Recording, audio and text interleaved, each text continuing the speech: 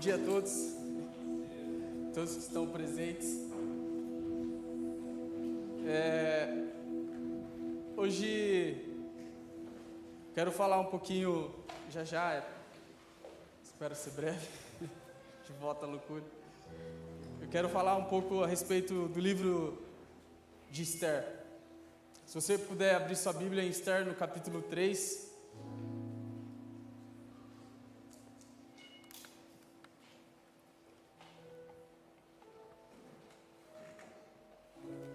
A gente vai falar um pouquinho a respeito do livro.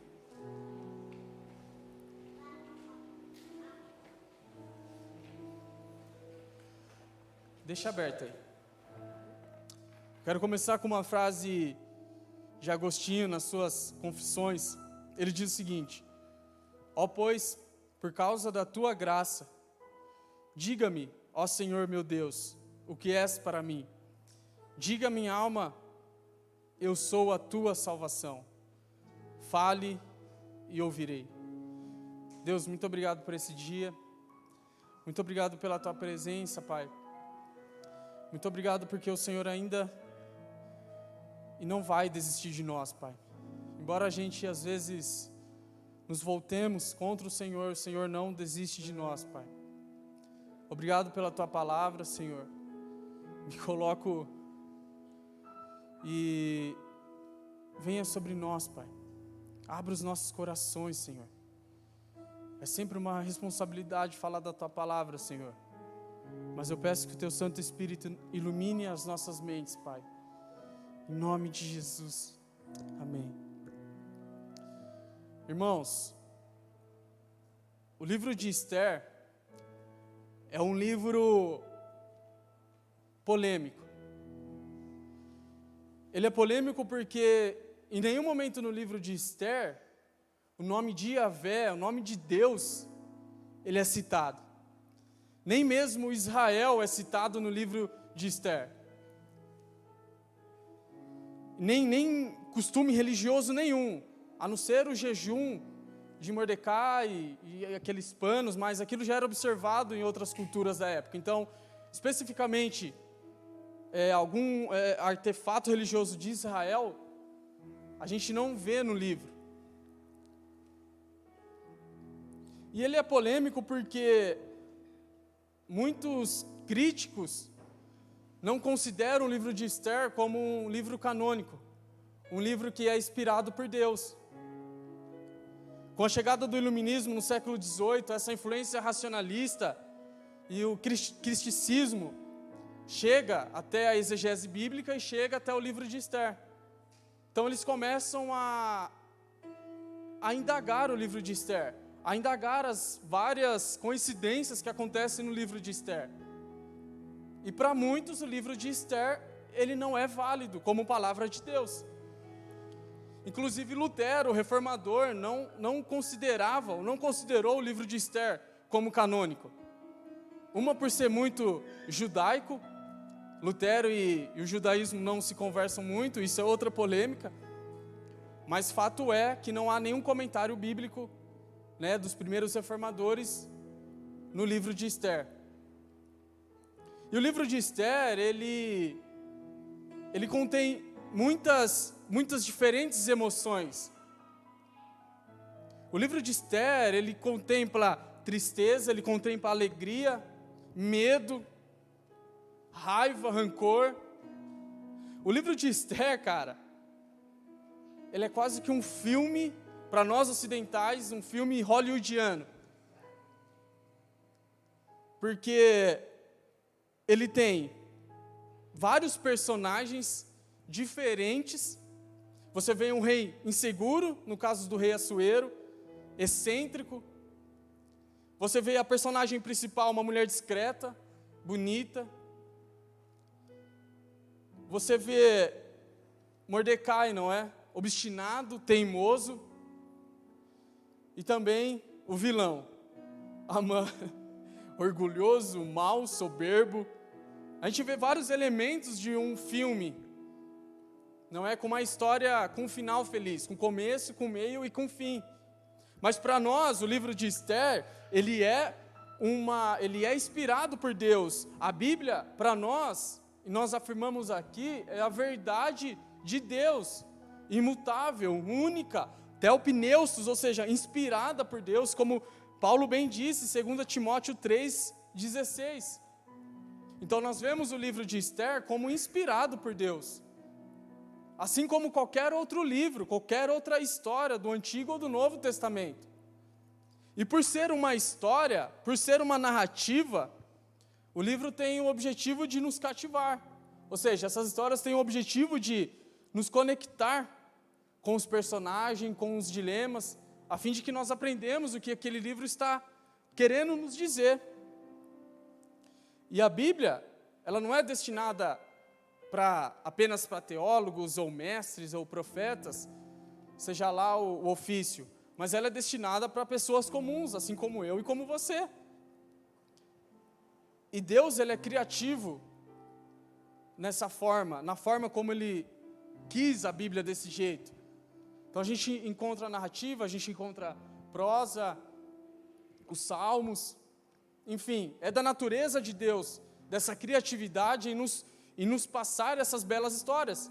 O livro de Esther poderia conter um capítulo do que aconteceu, mas não é isso que acontece. Tem uma história inteira com vários acontecimentos. Isso é interessante para nós. Poderia ser muito mais resumido qualquer livro do Antigo Testamento. Até em Atos, no Novo Testamento, que também é uma narrativa. E quando nós lemos uma história, eu já tinha falado isso, mas quando nós lemos uma narrativa bíblica, nós temos que elevar essa narrativa, essa história, à luz do grande drama das Escrituras, que é a criação, a queda e a redenção. Então essa história, ela contempla a grande história de Deus.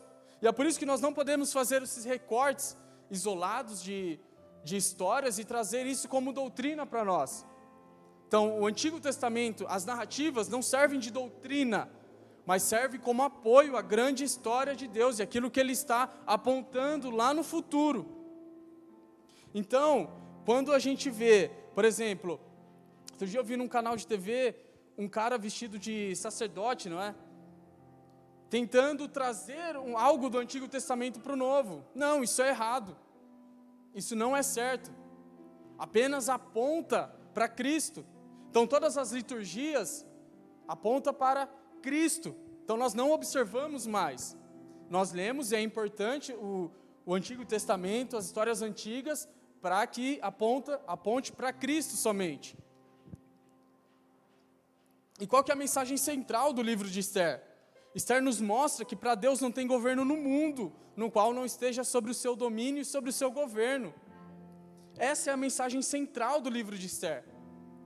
Não tem nenhum governo hoje que não esteja sobre o domínio e a soberania de Deus. Quer o mais poderoso economicamente, quer o mais poderoso bélico, né, de armas, todos estão sobre o domínio de Deus. E Deus pode usar isso para a sua vontade. Deus pode usar esses governos para a sua vontade. Eles não são impenetráveis, não. Está tudo sobre o domínio de Deus, irmãos. E é sobre um Deus que transforma a morte em vitória, tristeza e alegria. Então no livro de Esther nós podemos ver esse atributo de Deus, que é capaz de mudar, que é capaz de transformar algo, um decreto em morte, em vida, para cumprir a sua vontade. E no livro de Esther, os judeus estavam vivendo no pós-exílio, estavam dispersos no reino da Pérsia, que havia substituído o reino babilônico. E ele foi escrito para explicar a festa do Purim. E a gente vai falar um pouco dessa festa um pouco mais para frente. Eu só quero contextualizar o capítulo 1 e o 2, bem rápido. O livro começa com uma festa, não é? O rei Assuero está dando uma festa lá no palácio. E a Bíblia começa a descrever, o autor começa a descrever um palácio chique, com várias panos, não é? Utensílios de ouro. Então a gente já consegue ver que o rei era um pouquinho ganancioso ou excêntrico, porque naquele tempo, as pessoas elas tinham uma distância muito grande nas classes sociais. Então a galera ali mais pobre era pobre mesmo, e o rei era algo assim, destoante, era uma desigualdade muito grande. E ele está dando uma festa durante 6 meses, um banquete durante 6 meses. E num determinado momento ele manda chamar a rainha Vasti. Para o quê? Para poder exibir a beleza da rainha Vasti. Alguns escritos que são na mesma época, vai dizer que na verdade ele queria humilhar a rainha, não é? Mostrar ali ela, enfim. Fato é que ela não foi. Então ele chamou a rainha Vasti, só que ela não foi. E aí a gente vê a primeira coincidência, ou para nós penteca, jesuicidência na história. Porque ela simplesmente não vai. E o rei, para não ficar ruim nessa história, porque imagina, a rainha não foi, ela não respeitou aquilo que o rei tinha ordenado. A rainha não, tipo assim, você imagina, o cara é rei sobre todo o governo, e a rainha simplesmente não vai, não obedece o rei. Então o rei lança um decreto, tanto para que outras mulheres do reino não fizessem igual com seus maridos, não é? Quando o marido ali, naquele tempo, obviamente, pedisse algo e a mulher se rebelasse, tanto para que o rei não saísse com a imagem ruim, não saísse humilhado. Então ele faz um decreto, e esse decreto é para substituir a rainha Vasti. E numa dessas, a nossa personagem principal aparece, Esther. Esther era órfã, seu primo Mordecai havia criado ela, e ela é uma das concubinas ali, e a Bíblia fala que levaram ela, não sei se levaram à força ou se ela decidiu, enfim. E ela foi levada para ser uma delas que iam conhecer o rei. E conheceu o rei, e o rei gostou muito dela, e ela se tornou rainha. Então a gente já começa a ver como que a história ela começa a se desenvolver, como que a gente começa a ver a mão de Deus ali na história. Por quê? Porque se o povo ali, o povo judeu, fosse realmente morto, e a gente vai ver um pouco mais para frente, a raça judaica ia ser aniquilada da face da terra. Todas as promessas de Deus para o povo de Israel, a aliança ia ser desfeita. Então não fazia, obviamente, nenhum sentido. E o Mordecai, que já trabalhava para o rei, ele descobre uma conspiração. Ele está ali perto do palácio do rei Assuero, Mordecai era primo de Esther, e ele descobre uma conspiração no qual Bigtã e Teres queria matar o rei Assuero. E ele conta isso para Esther, para a rainha. E a rainha conta isso para o rei Assuero, e o rei Assuero manda escrever lá no livro de Crônicas do Rei. É um livro onde ele anotava tudo. E vamos ler o capítulo 3, do 1 ao 6, por enquanto.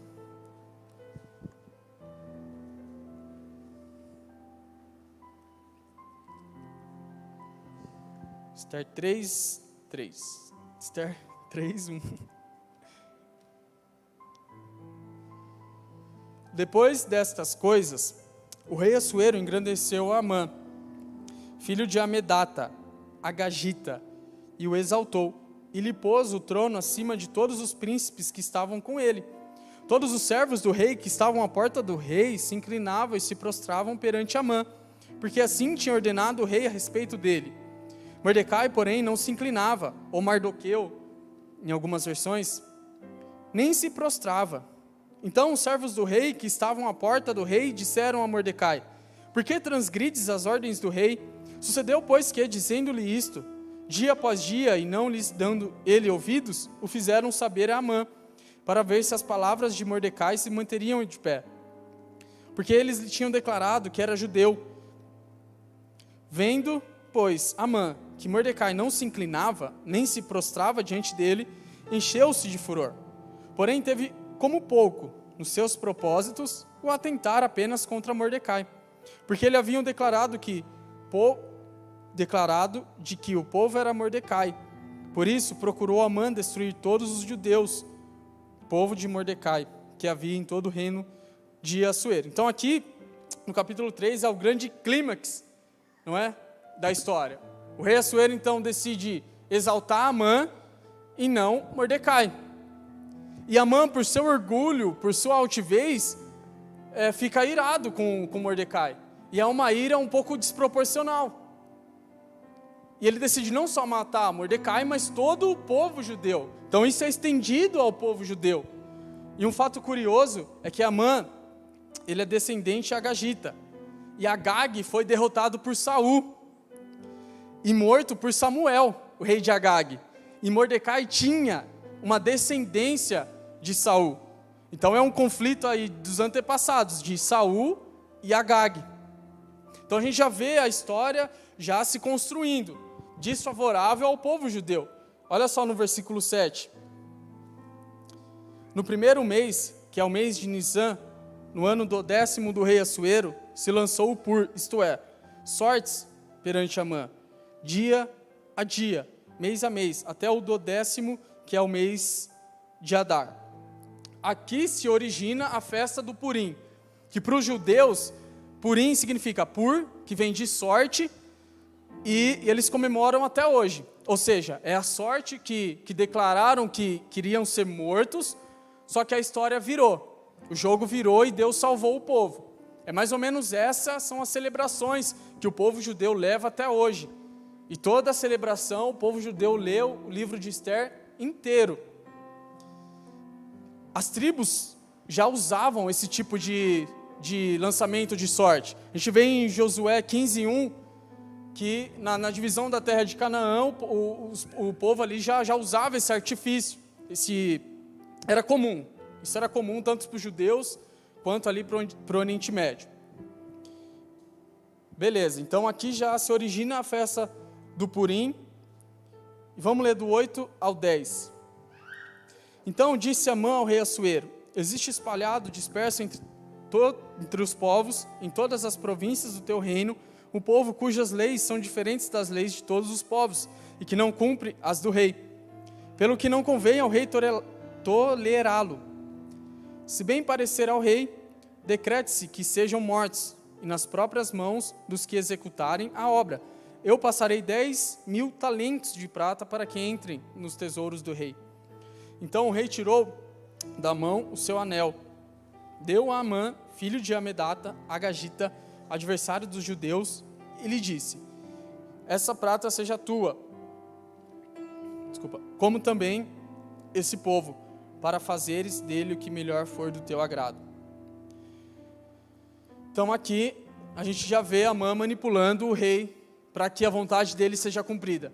Na verdade, os judeus, eles viviam até que bem no reino persa. Não tinha isso que Amã estava falando. Na verdade, ele esconde a vontade dele de destruir o povo judeu. Só que em paralelo a isso, nós já temos a Esther como rainha. Isso é engraçado, porque, querendo ou não, o rei foi enganado. A princípio, o rei foi enganado. No caso de Esther, ela era judia, e Mordecai falou: olha, não fale que você é judia. E ela não falou, ela simplesmente ocultou. E vamos ler do 12 ao 15. Chamaram, pois, os secretários do rei no dia 13 do primeiro mês, e segundo ordenou Amã, tudo se escreveu aos sátrapas do rei, aos governadores de todas as províncias e aos príncipes de cada povo, a cada província no seu próprio modo de escrever, e a cada povo na sua própria língua.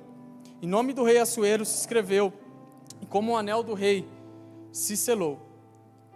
Com o anel do rei se selou. Enviaram-se as cartas por intermédio dos correios a todas as províncias do rei, para que se destruíssem, matassem, aniquilassem de vez a todos os judeus, moços, velhos, crianças e mulheres, em um só dia, no dia 13 do 10º mês, que é o mês de Adar, e que lhes saqueassem os bens. Tais cartas encerravam o traslado do decreto para que se proclamasse a lei em cada província. Esse traslado foi enviado a todos os povos para que se preparassem para aquele dia. Os correios, pois, impelidos pela ordem do rei, partiram incontinenti, e as leis se proclamou na cidadela de Suzã. O rei e Amã se assentaram a beber, mas a cidade de Suzã estava perplexa. Então, num só dia, por um decreto do rei, e um decreto do rei era uma lei imutável, não tinha como ele voltar atrás, o povo ia ser aniquilado, totalmente, assim, extinto da terra. O povo judeu, o povo que o Senhor escolheu. E a data do edito, engraçado e mais uma coincidência, é a véspera da morte do Cordeiro Pascual. Êxodo 12, 6. E justamente em memória da libertação do povo de Israel do Egito. Então, um dia antes, eles comemoravam. E é engraçado porque o povo estava condenado. Era de fato uma condenação, não tinha o que fazer contra isso. E você imagina, não é? Você comemora a libertação do Egito já estando condenado. Então você imagina como que estava a cabeça daquela galera, dos judeus. E para finalizar, né, os outros capítulos, para a gente fechar a história, que eu quero voltar no versículo 7.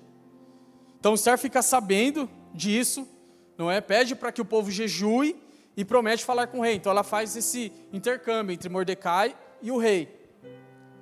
E é engraçado porque Esther, ela sente a dor, então ela toma isso para si, não é?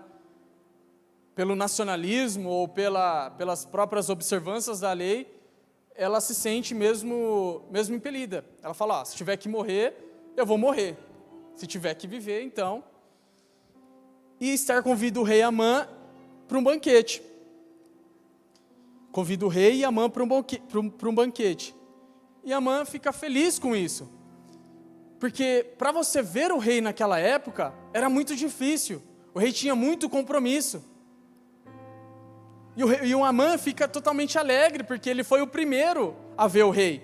Só que antes disso, o rei, por uma insônia, depois disso, na verdade, depois que Esther chama Amã, eles conversam, Amã fica feliz com aquilo, Amã sai, faz uma forca para Mordecai, já imaginando que mataria Mordecai, e depois disso, no dia seguinte, o rei Assuero tem uma insônia, e é mais uma coincidência.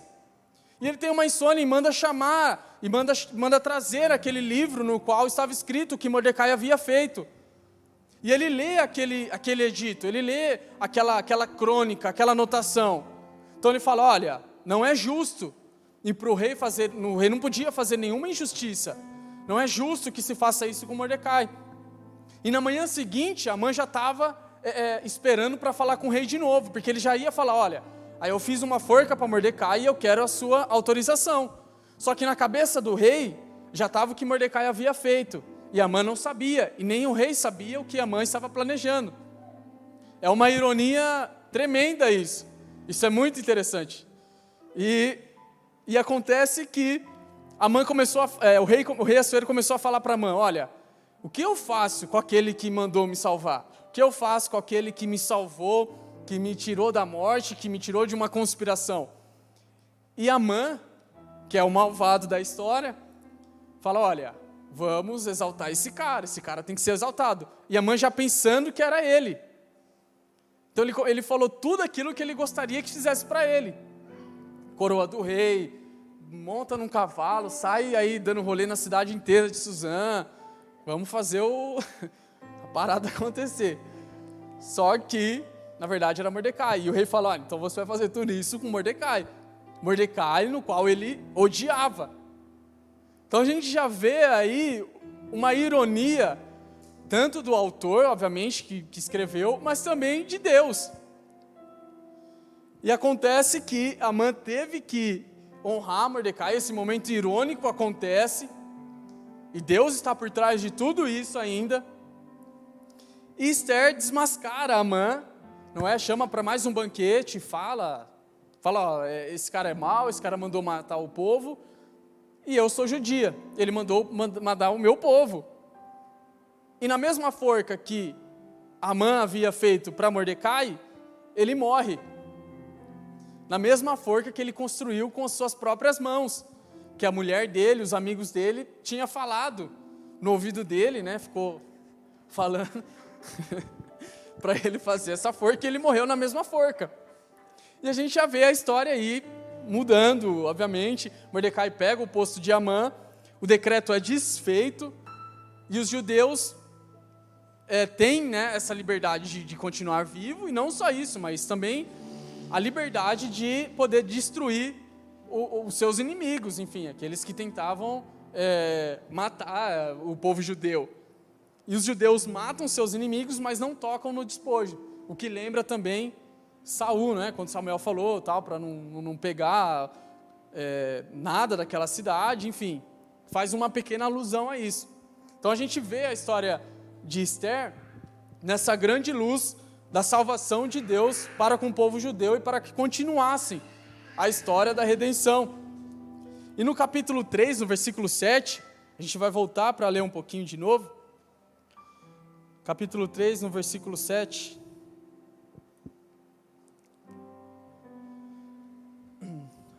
Que é no primeiro mês, que é o mês de Nisan, no ano do 10º do rei Assuero, se lançou o pur, a sorte, isto é, sortes, perante Amã, dia a dia, mês a mês, até o 10º, que é o mês de Adar.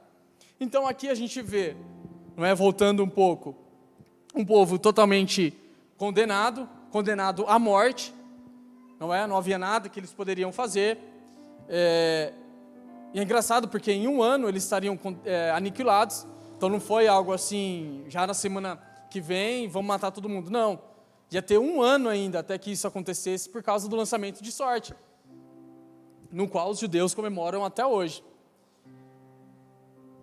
E esse decreto do rei colocou eles em uma posição terrível, obviamente, terrível, a morte iminente.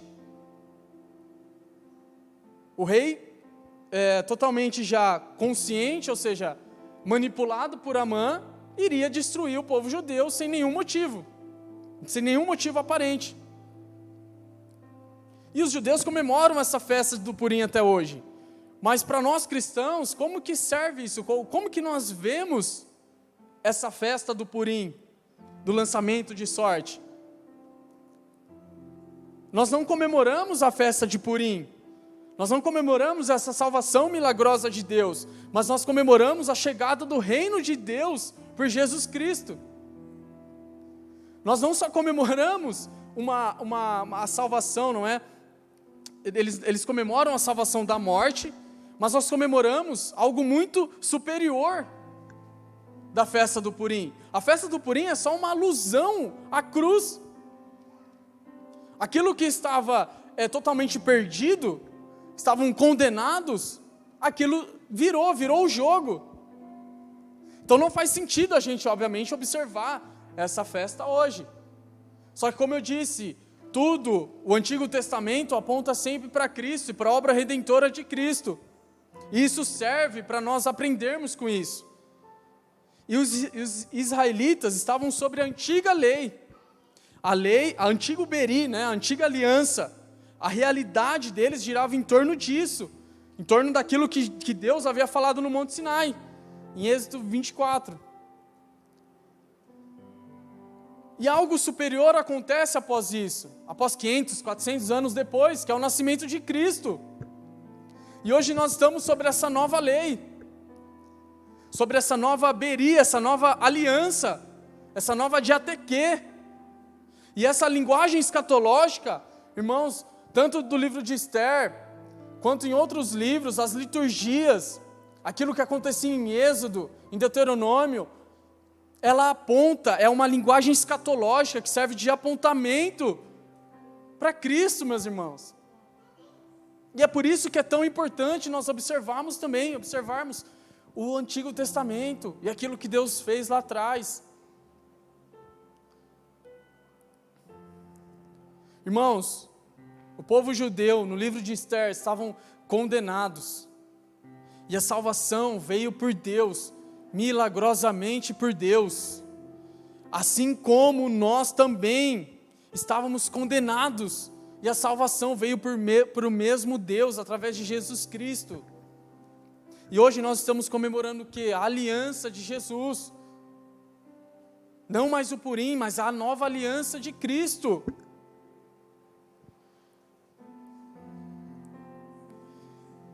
Hoje nós já vivemos isso, nós já vivemos já as bem-aventuranças, não é?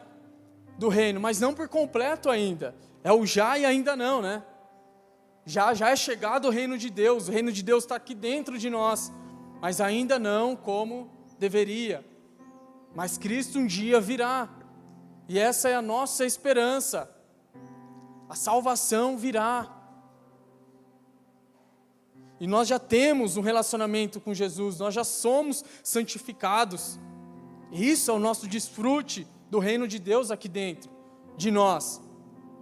Como eu disse, quando João Batista, em Mateus 3, apareceu pregando o evangelho, ele disse, naqueles dias apareceu João Batista pregando no deserto da Judéia e dizia, arrependei-vos, porque está próximo o reino dos céus. Só que depois, um pouco à frente, João Batista indagou Jesus, falou, você é o mestre mesmo? Porque não está tendo juízo. Só que o reino de Deus está aqui dentro de nós, aqui dentro, sendo construído dentro de nós. É uma construção, ela é bilateral, ela começa a construir dentro de nós até que tudo seja consumado.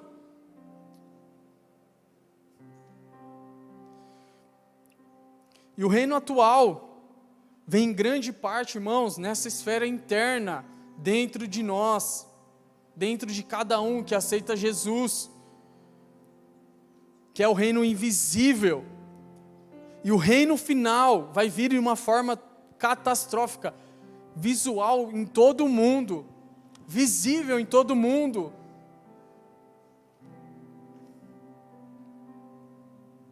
Irmãos, enquanto esse dia não vem, nós ceiamos em memória dessa aliança de Cristo, não mais na memória antiga, mas na nova aliança, na nova de ATQ. O povo judeu ainda tinha a antiga aliança em mente, mas nós temos a nova aliança agora.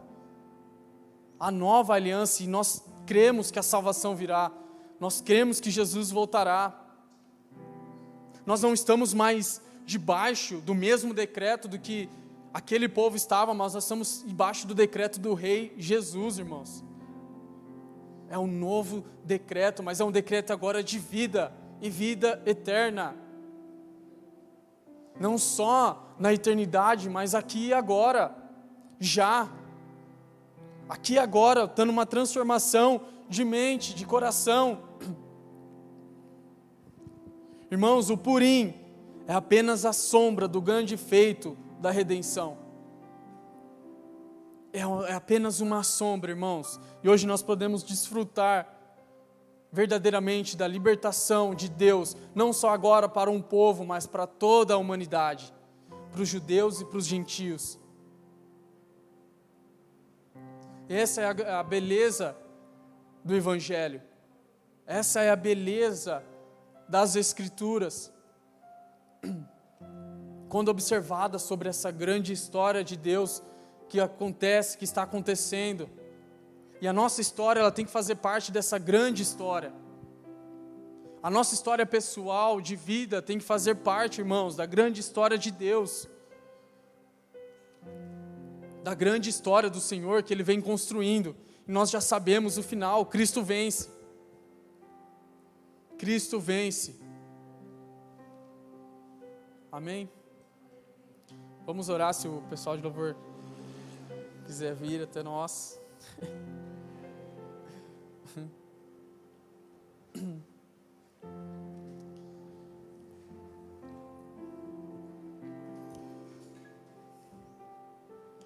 Muito obrigado, Senhor, porque hoje nós podemos desfrutar dessa nova aliança conosco, Deus. E nós vemos em todas as Escrituras que o Senhor é fiel para cumprir a sua promessa, Pai. Então nós cremos que o Senhor irá cumprir a promessa, Pai. Que o Senhor Jesus irá vir. Nós cremos nisso porque a Escritura diz isso, Pai. A Escritura é clara, Senhor, no que diz respeito à sua fidelidade, Pai. Nós não cremos porque nós achamos, mas porque a Bíblia diz, Senhor.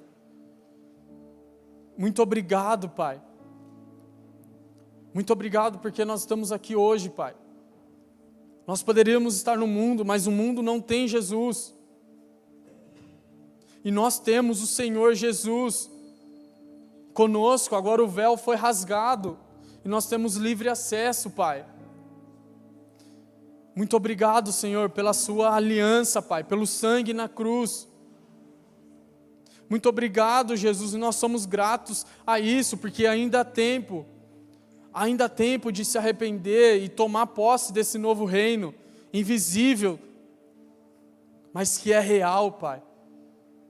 Mas que é real dentro de nós e tem nos santificado e tem nos preparado, Senhor. Senhor, hoje nós não comemoramos, Pai, já uma festa antiga, no qual é o símbolo da salvação do Senhor, mas nós comemoramos algo muito superior a isso, que é a Tua aliança conosco, Pai, que é a nova aliança de Jesus conosco, e é a salvação eterna agora, Pai. Senhor, eu oro para que todos aqui, Pai, para que nós possamos desfrutar dessa nova aliança, Jesus, desfrutar dia a dia dessa nova aliança, Senhor. Que nós sejamos um no Senhor, apenas um no Senhor, Pai, em nome de Jesus. E que os nossos pensamentos e as nossas ações sejam para glorificar o Seu nome, mesmo que errando. Porque nós somos imperfeitos, Pai. Nós somos imperfeitos, nós só vemos em partes, mas haverá um dia que nós veremos por completo. Mesmo que tudo que nós fazemos seja de uma forma não tão boa assim, como num espelho, Senhor, mas haverá um dia que nós veremos por completo, Senhor, e seremos glorificados com o Senhor. Mas até que esse dia não venha, que o Seu reino esteja dentro de nós, Pai, nos santificando, nos ajudando, Pai, como igreja, como união, Pai. Em nome de Jesus, essa é a minha oração, Deus. Amém.